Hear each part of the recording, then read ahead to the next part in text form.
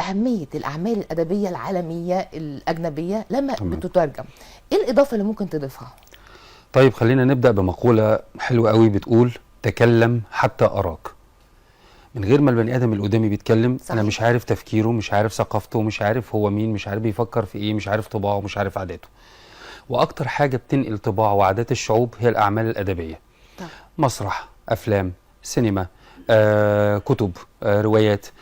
زي ما عمل الكاتب الكبير بتاعنا طبعا نجيب محفوظ، طبعا. ووصف الحاره المصريه باسلوب حلو جميل. مم. فاحنا بالتالي لما بنبتدي نترجم الاعمال الاجنبيه او بنوصلها لحد عندنا، احنا بنعرف الناس دي بتفكر ازاي، عايشين ازاي، طباعهم ايه، هل يا ترى هم في توافق ولا ما فيش توافق. نقدر ناخد منهم اللي يناسبنا ونرفض اللي احنا مش عايزينه، اللي لا يتماشى مع عاداتنا ومع تقاليدنا بشكل عام بشكل ما او باخر، ونقدر نندمج فيهم. وفي نفس الوقت لما بنتعلم لغتهم احنا بنقدر نعرفهم احنا مين.